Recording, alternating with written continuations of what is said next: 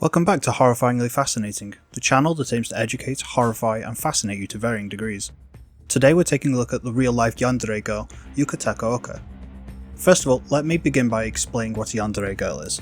In Japanese animation, dubbed anime, a Yandere Girl is typically a female character with an outwardly loving and nurturing personality, which progresses onto obsession and violence over their love interest in the story for whatever reason. In 2018, Yuka Takaoka was a 21-year-old residing in the Shinjuku district of Tokyo.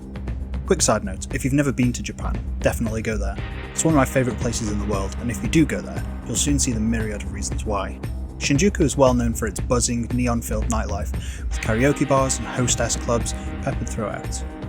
Hostess clubs are not uncommon in many East Asian countries and typically feature female employees in flamboyant costumes to serve patrons and generally provide company for the evening.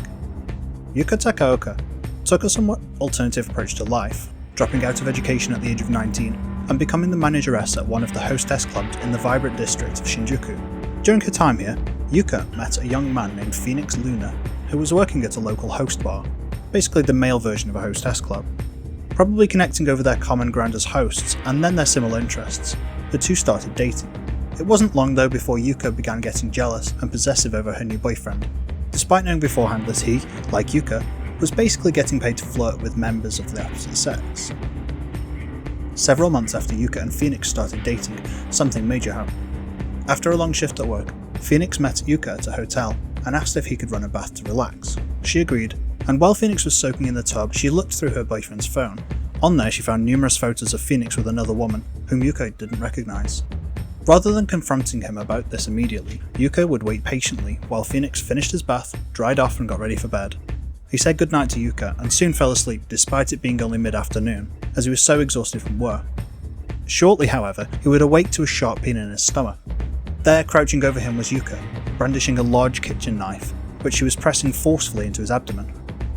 Instinctively, Phoenix throws Yuka off him and runs out of the apartment towards the elevator. By this point he's losing quite a lot of blood, and when the elevator reaches the bottom floor and Phoenix rushes out, he almost immediately passes out on the floor of the hotel lobby.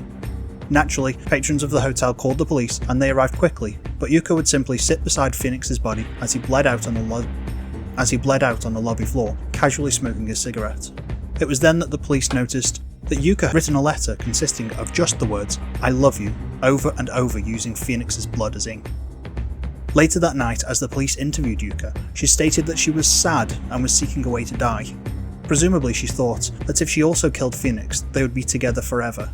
It was kind of poetic in a horrifying sort of way. Fortunately for Phoenix Luna, due to the swift action of the police and paramedics, the knife wound would not prove fatal, and Phoenix would eventually recover from his injuries. For her crime of attempted murder, on December 3rd, 2019, Yuka was sentenced to a mere 3 years, 6 months prison time. The presiding judge stated that he would rather people be able to move on and lead a normal life, rather than spend it locked up in prison.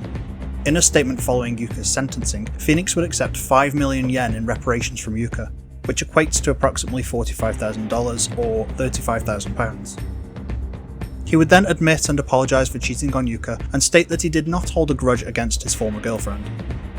Following the shocking coverage of the incident, Yuka gained something of a cult following on the internet, with many of her fans hailing her as a real-life yandere. Her new fandom even began a crowdfunding campaign to have Yuka released from prison early, but this was shut down before the goal was reached. And that, ladies and gentlemen, is that. Do you have any thoughts on the case of Yuka Takaoka, the real-life yandere? Should she have received a harsher sentence? Let me know in the comments below.